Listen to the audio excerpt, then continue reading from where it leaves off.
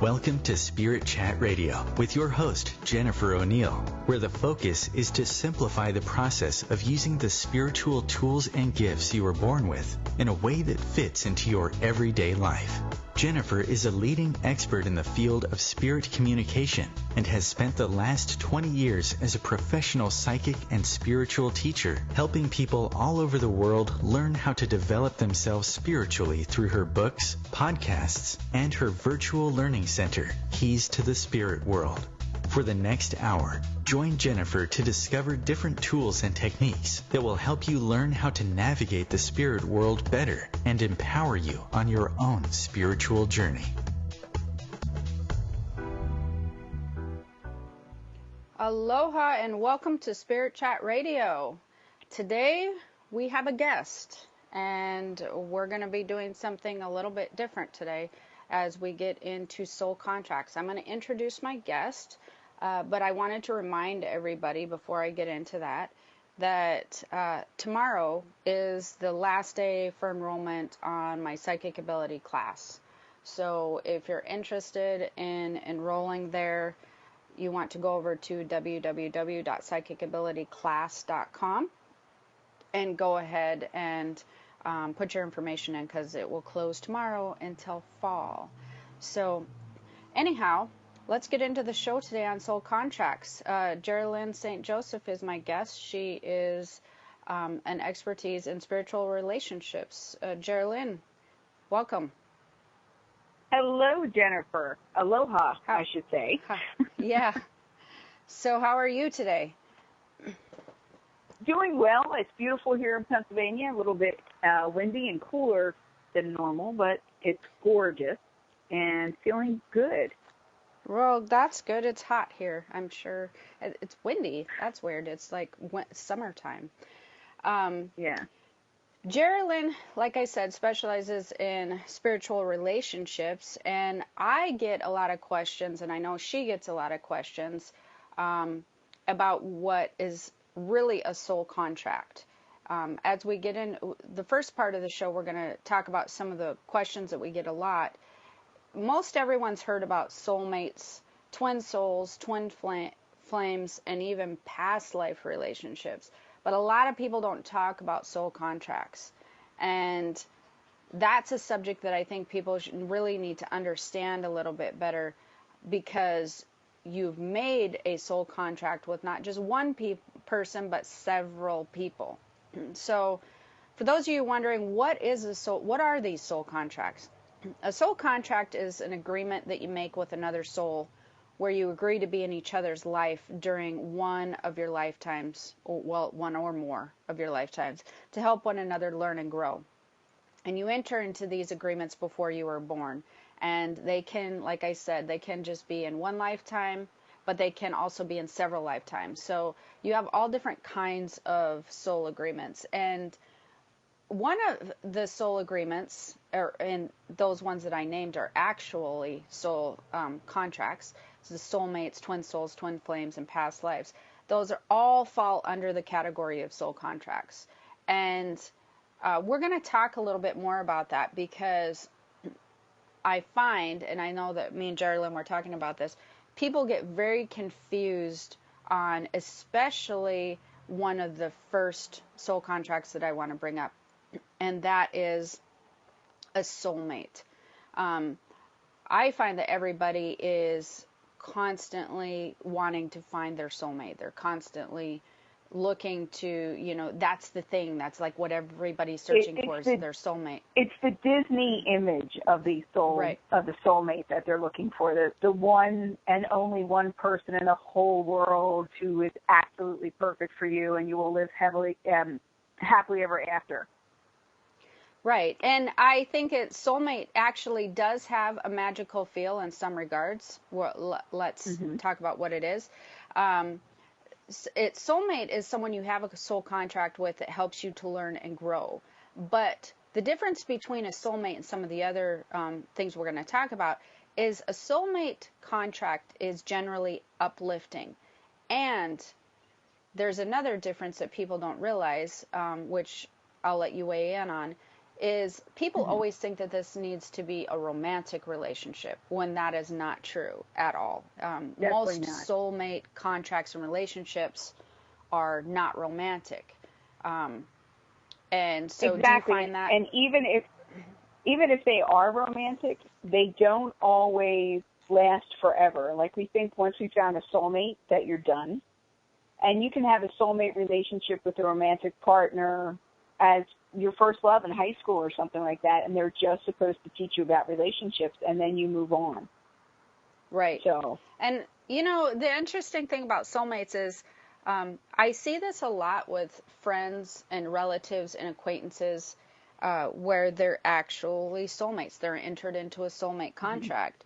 And I think that people overlook what I think is what you call the Disney factor, the cool thing about having a soulmate relationship with even like a grandmother, or they overlook that wonderful, most amazing contract that you found, and the thing that binds you together.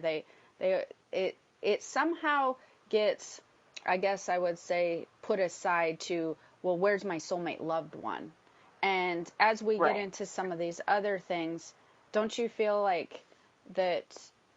Because I feel like it's a distraction when everybody's looking for their soul mate. I feel like that causes them to overlook some of the other really cool relationships in their life, but it also causes them to overlook some really cool love lessons, like you said, where you're supposed to experience and grow from that person, and then potentially create your relationship with somebody in the future. You know what I mean? Yes, and I totally agree with that. It's too idealized. Right. And then, so we're going to get into what is a twin soul. This is another thing you hear often. Again, I feel like all these things, people want to put a romantic tendency onto them, and they're sort of overlooking all these other really cool relationships that they have and made contracts with. So a twin soul, it's really, I'm going to simplify this. It's pretty easy to explain. It's similar to having a regular twin. Only their twin soul is born in the spiritual realm. So it's the same spiritual imprint, same spiritual DNA, but they basically you have a twin. You have a spiritual twin, would be what I'd call it. And more often than not, and me and you were also talking about this earlier, here's the thing, you most often do not incarnate at the same time.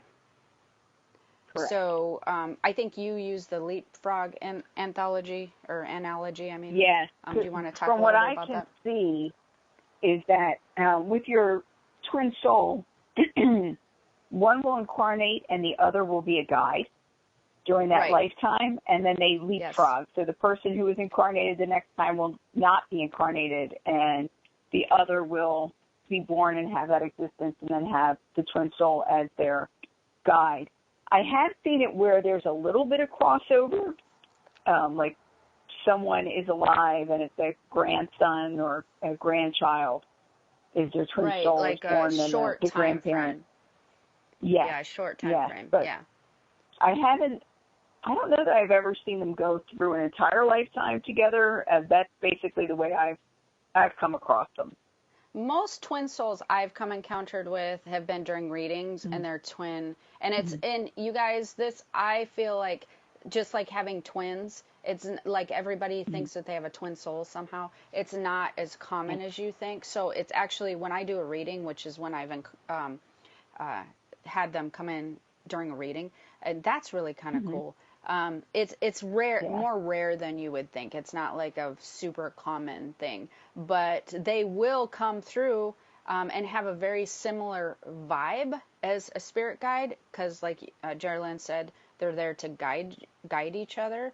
But you can tell the difference. It's very strange, because it's like you're doing a reading for someone, and then that same person is also, or a very similar person is also right there. So it's like that you're talking with them in the spiritual realm, and then you're like talking to them physically at the same time, which is kind of interesting. And if you don't have a lot of discernment, sometimes it can be very confusing for the reader or a medium. Right. So then another one would be twin flame. So that would be another thing that, again, I feel like has a romantic vibe to it, that people really grasp onto. And that would be when when two people's soul desires and purpose marry each other, and they're a reflection of each other. And so they seem very similar as far as what they're wanting to do and what they're wanting to accomplish and that sort of thing. Their vibration is very similar. Mm-hmm. But twin flames, they can be romantic. All of these, well, I've never seen a romantic twin soul, though. Have you? No. That I haven't seen. No, I think that would be a little strange. Yeah.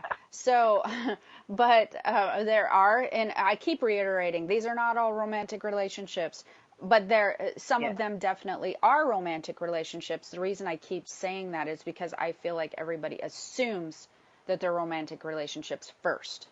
But that's not true. I would say that there's an equal amount of twin flames and soulmates that would be romantic. Yeah, I would say soulmates and twin flames is more like 80% are not romantic.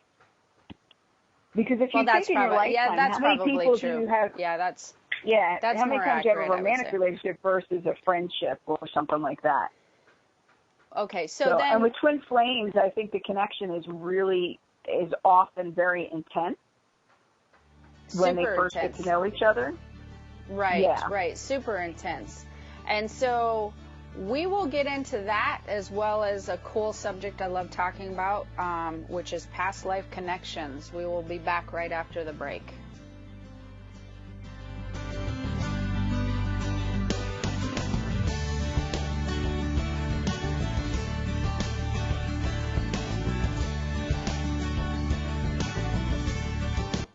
The cutting edge of conscious radio. Om Times Radio. IOM FM.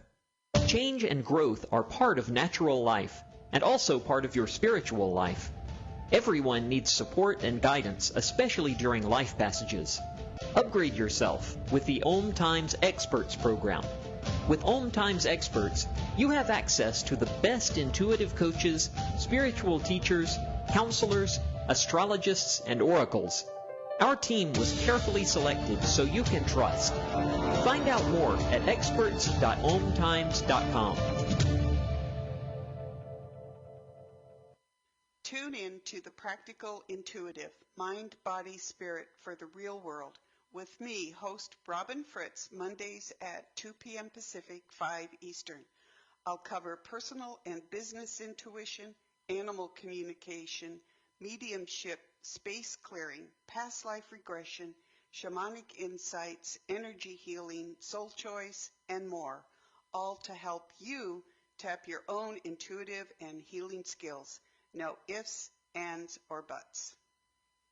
I'm Fidel Samba. I was born in a city called Bukavu in the Congo. We were a loving family, and then, boom, everything that I had disappeared in a single day. People think that when you are a refugee and they resettle you to America and all your problems are done. They don't understand that that's the beginning of everything. I was not born a refugee. I was made one. It's time we welcome refugee families with open arms. Learn more at embracerefugees.org, brought to you by the Ad Council.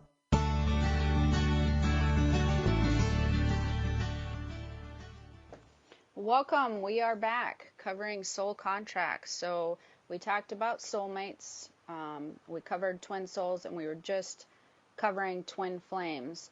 And that would be when two souls come together, their desires and their purpose marry each other.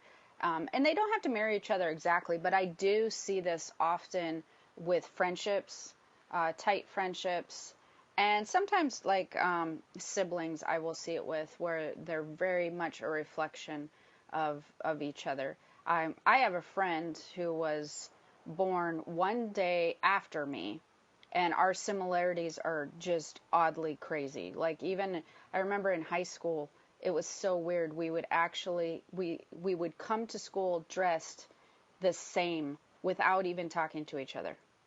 It was very strange. It was so bizarre that we would go buy some of the same like shoes or shirts or whatever, and never even know. We wouldn't be together shopping. We would buy the same thing, show up. And so we started having to have this this rule that because we didn't want to be dressed as twins. And oddly enough, her name is Jennifer.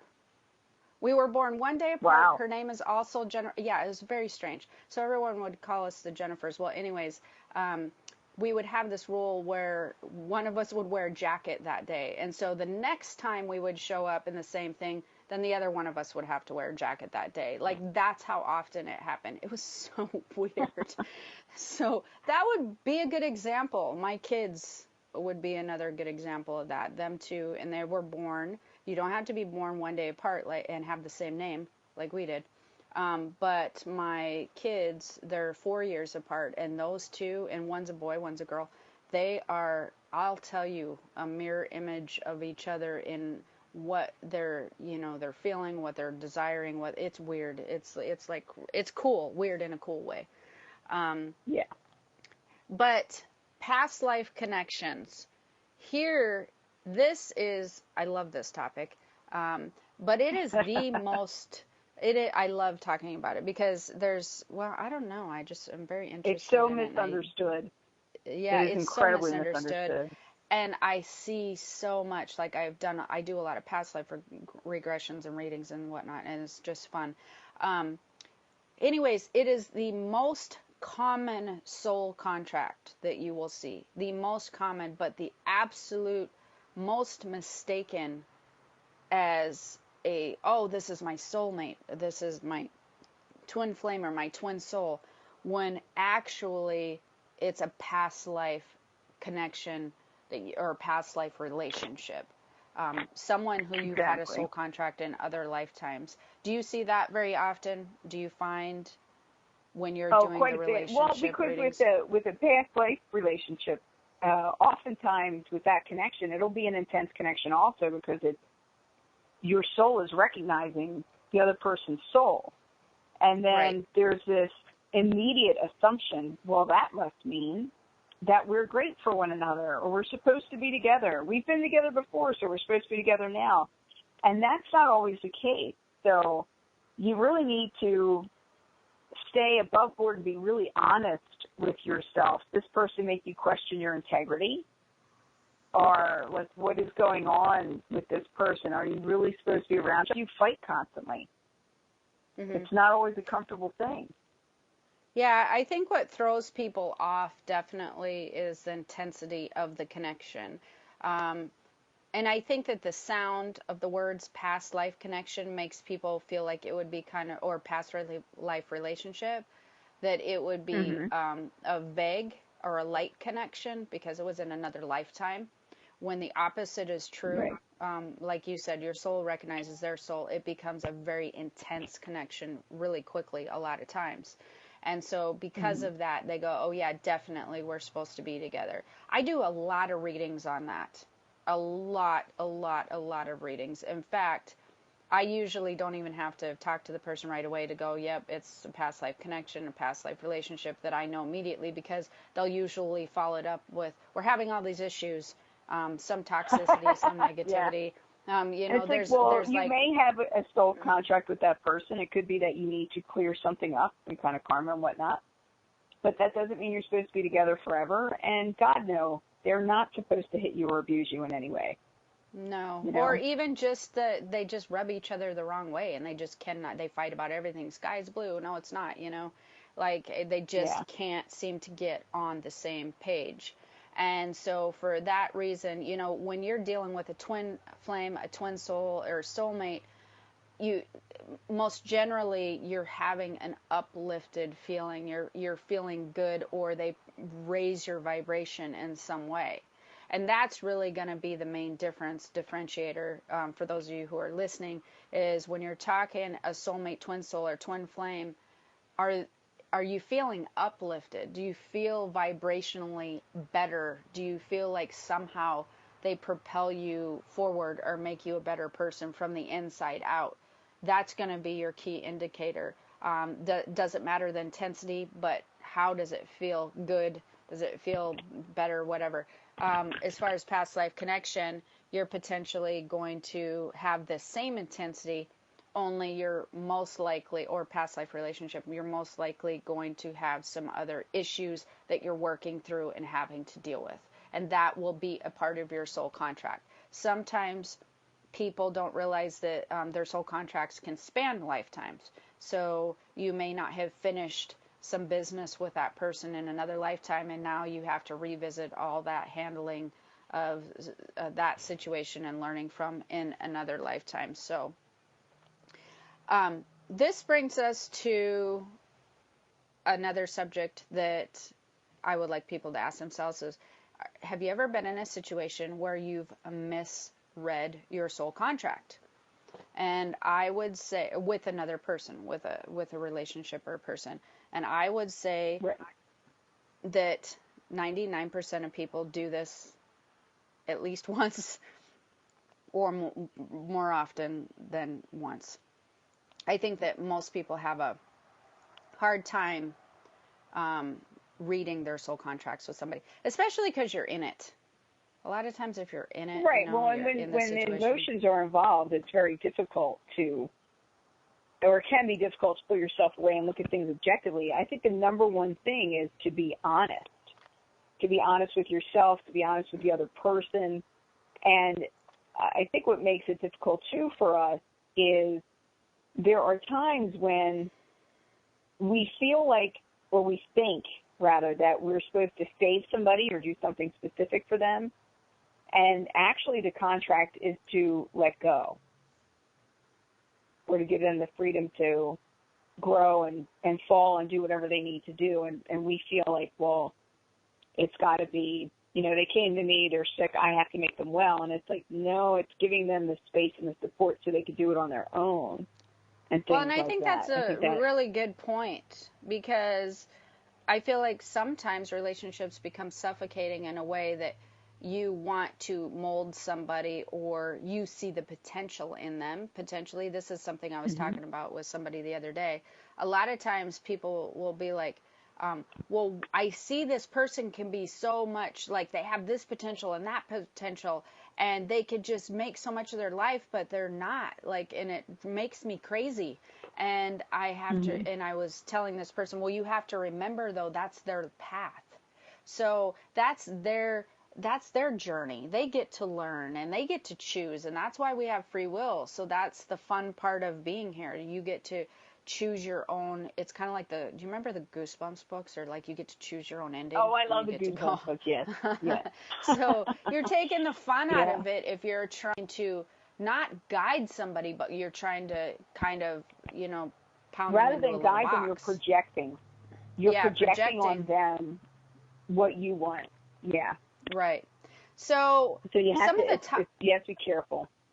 Some of the top mistakes with misreading a soul contract would be not knowing your spiritual body, not being familiar with your spiritual body. That would be a top one, I feel, because you need to know what your spiritual body signs and signals. What you need to be familiar with your spiritual body, and we were talking about this. I know that a lot of people I come into contact.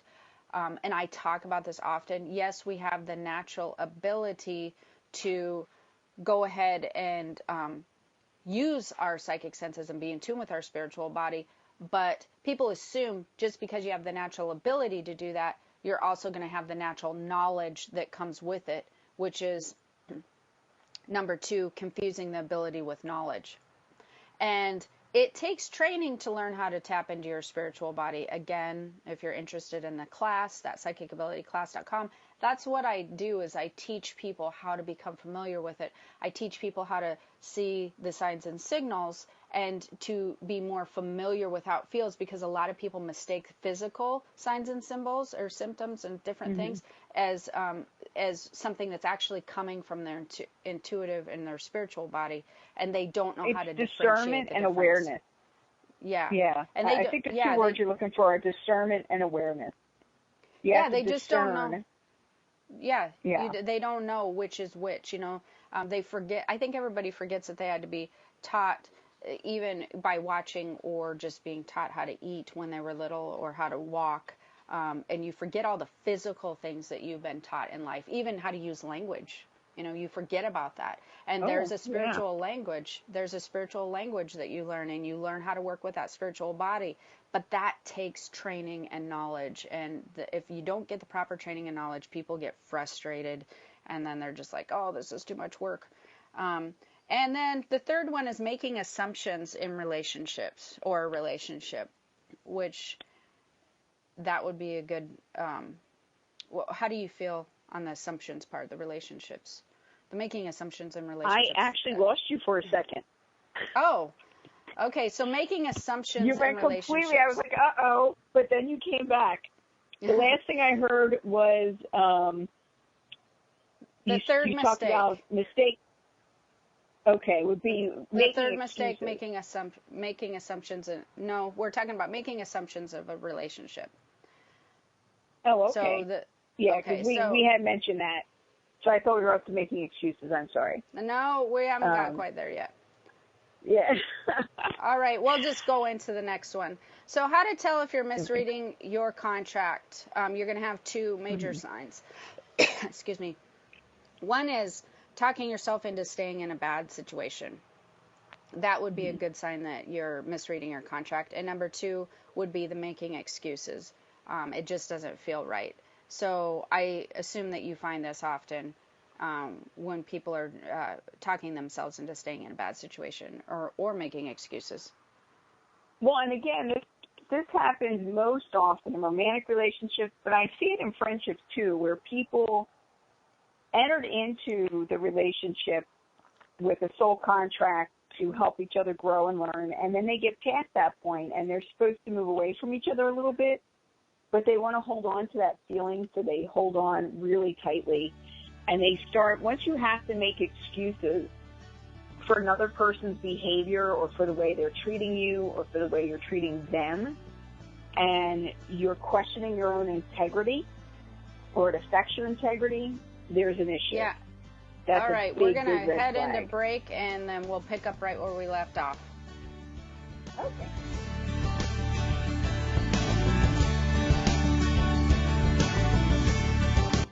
Bringing a more conscious lifestyle to your world. Om Times Radio. IOM FM.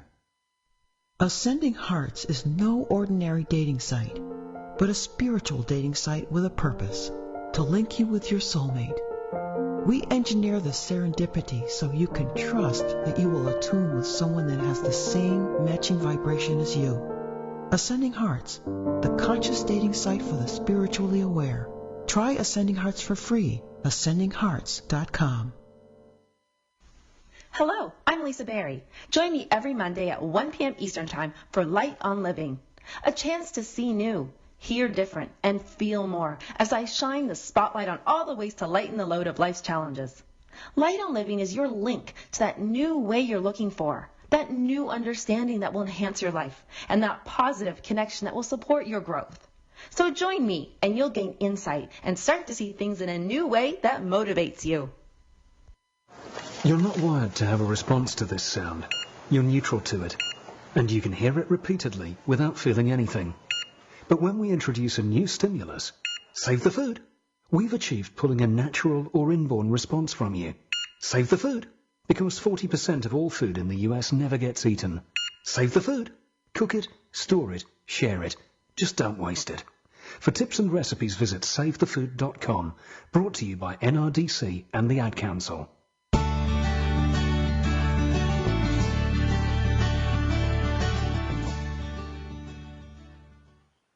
All right, we're back, and we're going to be talking about now, we've talked about, have you misread your soul contract, how to tell if you're misreading your soul contract, what soul contracts are.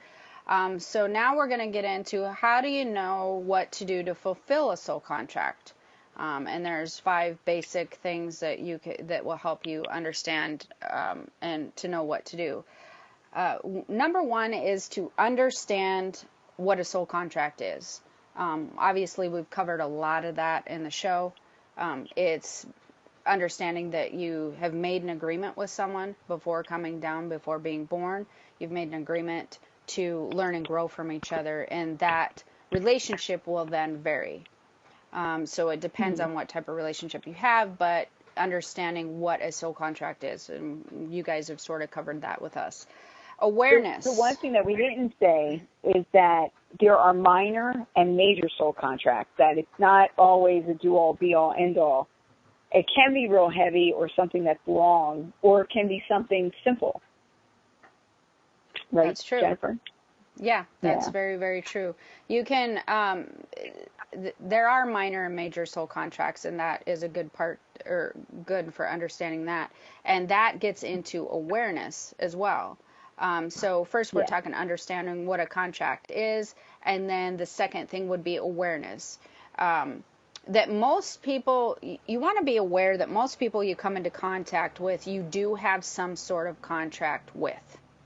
And that's what you were talking about. You have, I think that people think that they just randomly run into some people. Most everyone you come into contact with, you have some sort of contract or soul agreement with.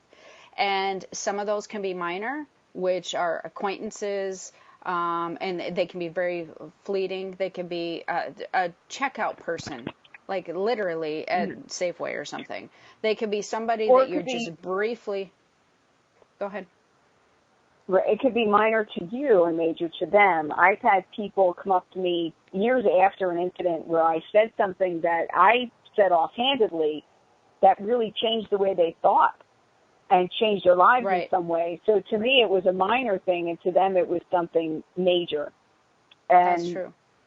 That can happen. And so then you also have the major ones, which can be something like you just said, where it had maybe even a fleeting word or piece of advice had some sort of major impact on somebody. But that usually also includes deeper relationships. Deeper relationships as far as romantic relationships and or, you know, friendships or family relationships and that sort of thing. So understanding what a soul contract is, awareness that most people that you come into contact with, you have some sort of contract with, minor and major. Responsibility would be another way to fulfill a soul contract, is taking responsibility. And you were talking about that earlier. You want to explain that a little bit? Well, when I work with clients and we're doing either relationship coaching or even coaching with individuals, the number one thing is you need to take responsibility for your own actions, your own thoughts, your own words, and really take ownership of who you are and what you're doing and how you present in the world. So when you take responsibility for who you are and your part of the interaction, it helps you to fulfill whatever piece you're supposed to fulfill of the contract or of the agreement with other people. Yeah, so it's basically taking responsibility of your role in the relationship is what you're saying. How you are behaving and what type of effect that you have on the relationship might be good, might be not so good, but just owning up to what you're bringing to the table to fulfill that soul contract. Who you are. Yeah. And so another piece of the way to fulfill a soul contract, a piece of the puzzle would be doing the work. And so basically that would be digging a bit deeper to find any real issues that you might be having in a relationship. And you want to talk about that a little bit? Yeah, what is the core of your relationship? What is the core of your interaction? So I like to use the example of a child. When you're in the supermarket, you see the kid pitching a fit because mom just said no. Oftentimes that child is not acting out because the mom said no necessarily. That was a trigger. But the child's either hungry or they're tired, or maybe they're reacting to something else that happened during the day that was very frustrating to them. So getting to the core of the issue as to what is really happening here. We as adults, it's not as simplistic But we do the same thing. We often react and act out of emotions that are very deep-seated that we're not always conscious of. So we need to become more conscious and aware.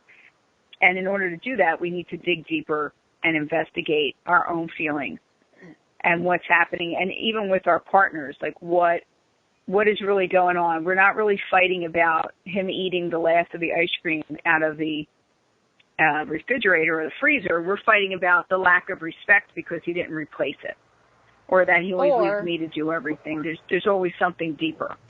Mm-hmm. Yeah, or you may even be just picking a fight because you're unhappy with your work situation and where that's headed or something. It doesn't necessarily have to be within the relationship, correct?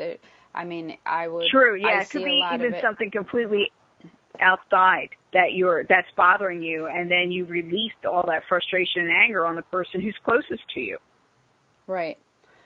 When I do readings, I definitely find that I notice a lot of people, as far as taking responsibility and doing the work, they pass a lot of responsibility on to their significant other as far as trying to make them happy.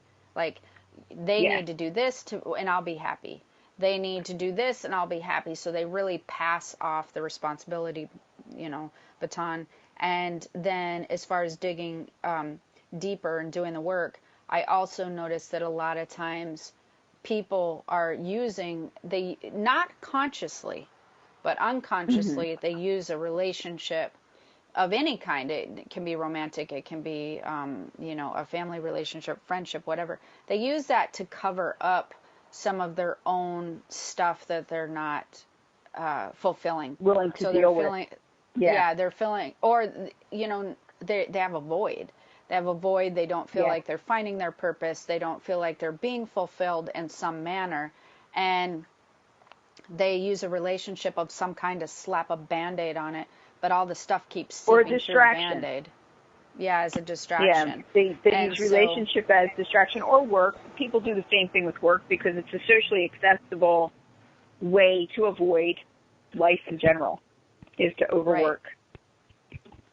Yeah, and so I think that's a natural thing. I think it's getting harder for people to do now as we move into the, the new era. But they definitely, I see this often over and over. And especially, when I see it the most, before we get into the last one here, I see it the most when somebody calls or makes an appointment for a reading and they open with, I want to know if so-and-so is my soulmate.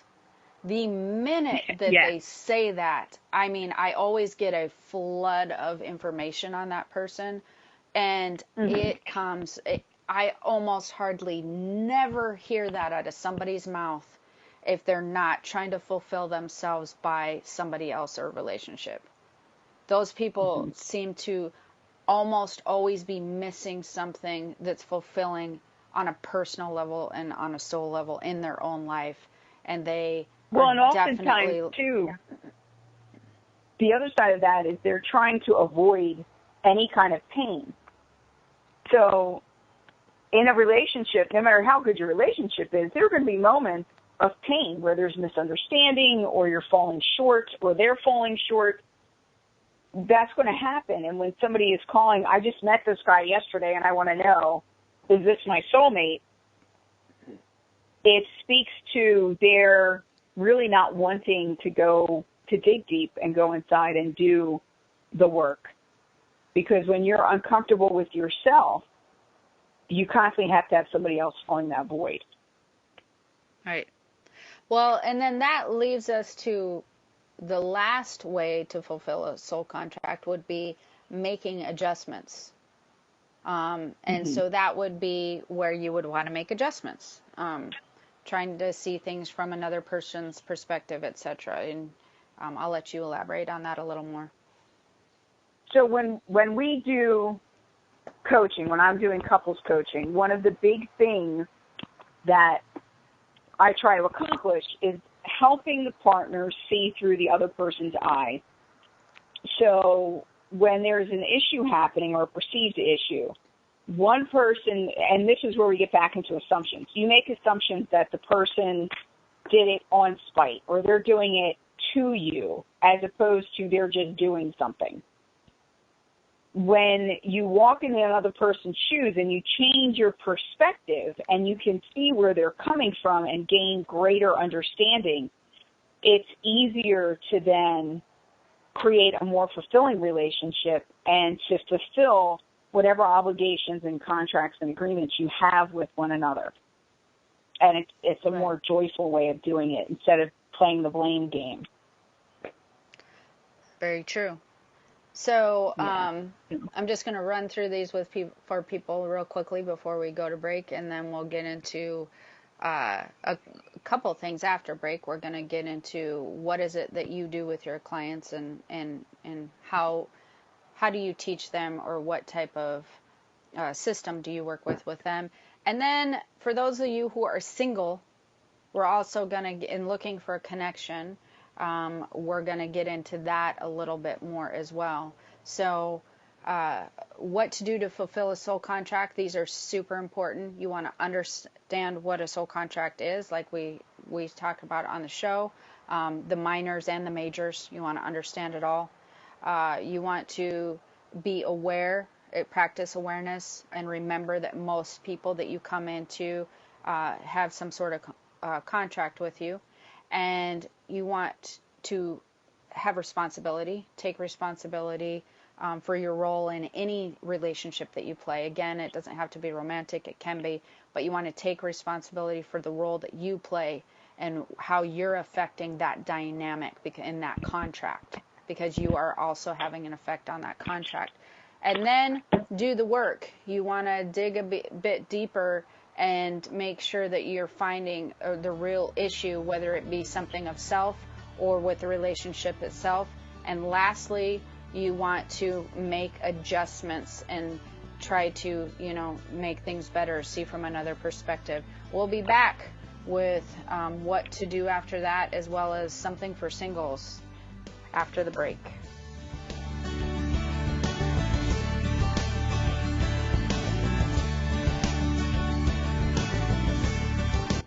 Your conscious connection to a more mindful world. Om Times Radio.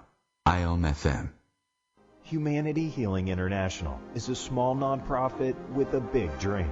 Since 2007, HHI has been working tirelessly to bring help to communities with little or no hope. Our projects are not broad mandates, nor are they overnight solutions, but they bring the reassurance that no one is alone and that someone cares. To learn more, please visit humanityhealing.org. Humanity Healing is where your heart is. Hi, I'm Kelly Fox, host and astrologer of The Astrology Show. Each week, I'll give you access to the current transits, which are a valuable tool that provide astrological information to help unlock the potential each of us has. Understanding the stars can help steer us in the right direction to make better informed choices. So if you're wondering what's going to happen in your week ahead, be sure to tune in to The Astrology Show for guidance, Mondays at 9 p.m. Eastern Time. Listen, my life changed because someone was there to get me to use drugs. No one can understand. People think that having someone who will listen makes it better. I need help. I'm listening. I need help. I think that having someone who will listen makes it better. People understand. No one can get me to use drugs. My life changed because someone was there to listen. Go to heretolisten.com for tips and tools to turn addiction around. Brought to you by the Ad Council.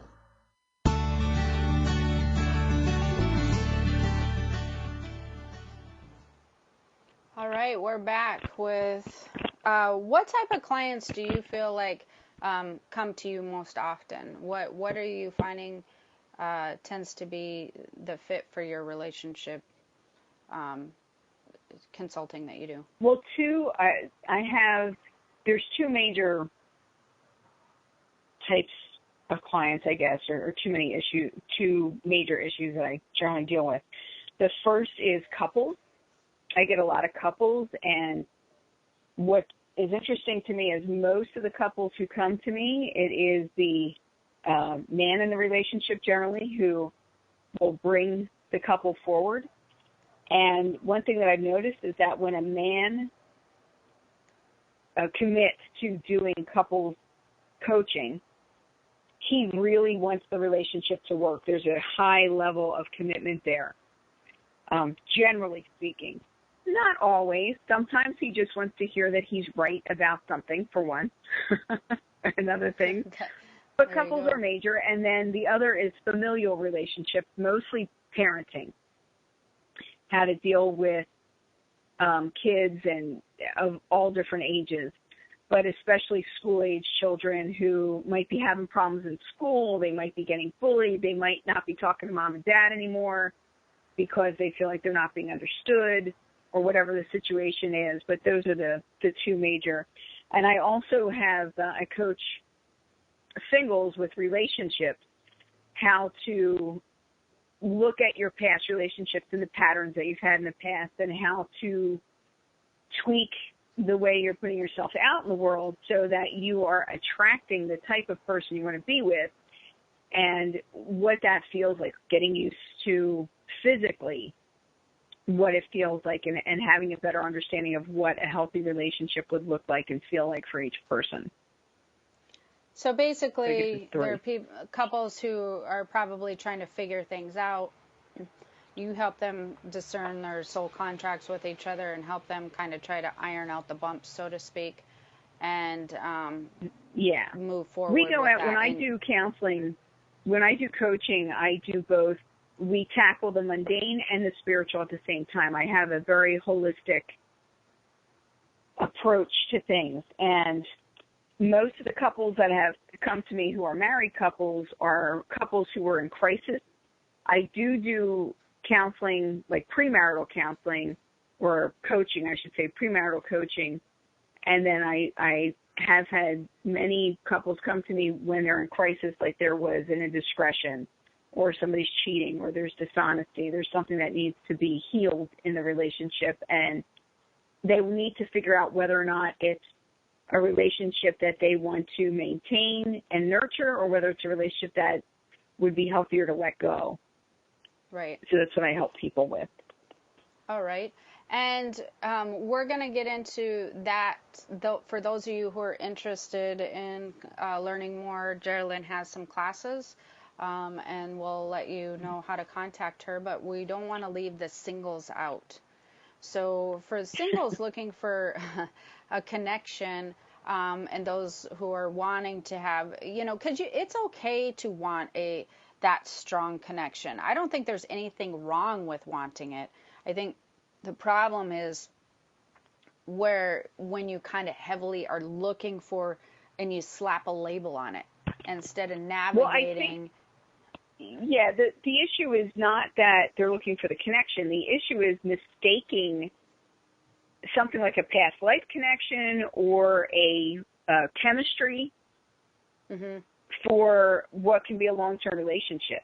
Oftentimes, and also we think that passion is what we're looking for, when the root of passion is pain. Passion in a relationship oftentimes, and I'm not talking about romance, but what people call passion, oftentimes is a sense of fear. It's a fear of loss, and that's what creates that excitement. So that excitement leaves once you're in a committed relationship, and then you're like, oh, well, there's no passion. Well, that's okay, because you don't want the fear of loss. You want to have that stability. That's what a healthy relationship is trust. And it's learning what that looks like and feels like, and that doesn't mean there's a problem. That means it's a good thing. Right. Well, and one of the things that definitely a good thing. Everybody wants passion. One of the things that I notice that is probably the biggest mistake, and I know that people get so sick of hearing this cliche about, basically, you have to kind of do the internal work and be whole to have the best relationship. So basically, once you figure out what fulfills that void that you have, and I have had so many readings over the years. I'm sure you've had these, but it's mind-boggling to me the amount of people who come to me, and you can tell and you can feel it. And even when you do the reading, it's very clear that they are not fulfilled on a soul level, that they are searching outside of themselves, and it's usually for a relationship to give them some type of, fulfillment on a soul level, which is not really fulfillment. Again, it's the Band-Aid. So that right. I find... Yeah. Well, it's because it's part of our culture. You complete me. No. I should be completed already. Nobody else should complete me. I need to be complete in and of myself and be a whole person and enjoy my own company before I add someone else in. Because if I don't enjoy being with me, why would you enjoy being with me? And if I'm not complete, that's not your job to fill me. Right. That's a lot of pressure, in fact. It's very unfair. And I teach self-empowerment. That's the major. Before I will go into, I teach other courses like Attracting Love and Heart Repair and Heart Maintenance and Nurturing of a Relationship. But before I will go into any of those, you have to take the self-empowerment course, because if you are not full, if you are not a complete whole self and feel comfortable in your own body, no matter what kind of a relationship you enter into, it's going to be lopsided. Yeah, it doesn't work. That's the thing. It's such a dictation for the relationship, or you're going to attract somebody very like you, which is just a whole bunch of disaster. And so people just underestimate that. They just, I need to find happiness. I understand, whatever. And it just seems very hard to do. Well, it is hard if you're not really focusing on it. It's just like that Friends episode where Rachel was like trying to explain something that she was hearing from her boss. And she goes, I don't know. He was mumbling. And they were like, well, was he mumbling because you weren't listening again? It's, if you're not focusing on it and paying attention, it's really super hard. And that's about taking responsibility again. So, and the thing is, you don't find happiness, you create it. You make a decision that this is how you want your life to be, and then you do the work to get there. You make a decision, joyful. but you also make different choices. You choose wisely. Right, you make a decision and you do the work. Exactly. Everybody just assumes that you're, I don't know. I feel like a lot of people just too much go with the flow of what everybody else is doing, and they think that they're supposed to be doing. They don't make choices uniquely to their life and their own desires. And that doesn't even make any sense. I mean, if you think about it, why would you choose what everybody else is doing when everybody has unique individual desires? And then you're frustrated and unhappy. Well, because people want to fit in and they want to be accepted, and that's understandable, and it is a need because we are basically like herd animals. But I mean, that's a whole nother show. I think a lot of it's because it's easy. Truthfully, I think it's just easier for some people. But that being said, before we get to the end of the show, how do people contact you? Talk about your classes and what you do and where to go. I am online everywhere, but the primary place for my coaching blog and what I offer so far as coaching couples and so on is at gabrielstrumpet.net. You can also contact me via email at Geraldine, Geralyn, Geraldine at voiceofspirit.com, voiceofspirit.com. I would recommend going to my website. I have GeraldineSt.Joseph.com also, which that has everything. It might be a little overwhelming, so that's why I'm telling people about Gabriel'sTrumpet.net, because that focuses on coaching specifically. I have my self-empowerment they can email class you at the Geraldine at Voice of Spirit then. Put Spirit Chat in the subject line if you're wanting to know anything pertaining to the show. That'll make it easy for you and for them. Exactly. So mention that you listened. Yeah. So if you forget any of the other links, email Geraldine at Voice of Spirit, put Spirit Chat in the subject line, and she'll send them to you also. But then like you had also mentioned, you do self-empowerment course for those who are singles. I think that would be a good course for those to take as well, because that and I'm on helps them. Facebook.